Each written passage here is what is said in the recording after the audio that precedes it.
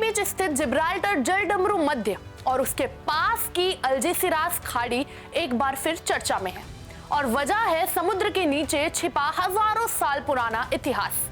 Spain के archaeologist ने 2020 से 2023 के बीच यहां सर्वे किया और सिर्फ 29 वर्ग मील के इलाके में 151 पानी के नीचे के ऐतिहासिक स्थल यानी आर्कियोलॉजिकल साइट्स खोज निकाली।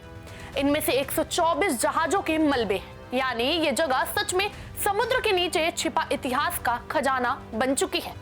इन जहाजों की कहानी अलग अलग समय की है, प्राचीन कार्तेजियन, रोमन, मध्यकालीन और आधुनिक युग तक। सबसे हैरान करने वाली बात यह है कि सबसे पुराना जहाज बिफोर क्राइस्ट 5वीं सदी का मिला।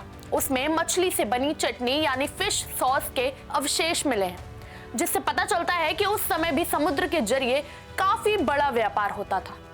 सिर्फ पुराने ही नहीं, आधुनिक इतिहास के निशान भी मिले हैं।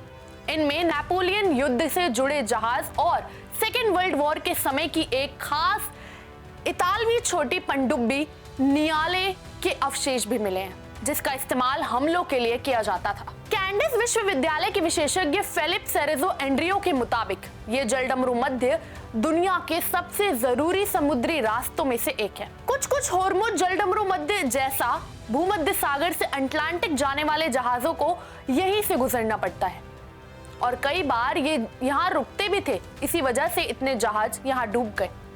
दिलचस्प बात यह है कि 2019 से पहले यहाँ सिर्फ 4 ही ऐसे स्थान मालूम थे, लेकिन नई तकनीक ने तस्वीर बदल दी है। वैज्ञानिकों ने खास मशीनों से समुद्र की सतह का 3D नक्शा बनाया और फिर गोताखोरों ने जाकर इन जगहों की पुष्टि की।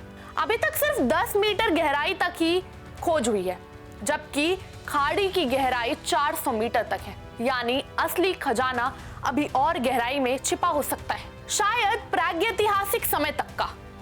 अब वैज्ञानिकों का लक्ष्य इन सभी जगहों को अच्छे से समझना और डिजिटल रूप में सुरक्षित करना है, क्योंकि बढ़ता जहाजों का ट्रैफिक और बदलता मौसम इन अवशेषों को नुकसान पहुंचा सकता है। सीधे शब्दों में कहें तो ये खोज हमें बता रही है कि समुद्र के नीचे अभी भी इतिहास का एक बड़ा हिस्सा छुपा हुआ है, जिसे हम धीरे धीरे खोज रहे हैं। ऐसी तमाम खबरों के लिए जुड़े रहिए प्राइम न्यूज के डिजिटल प्लेटफॉर्म के साथ।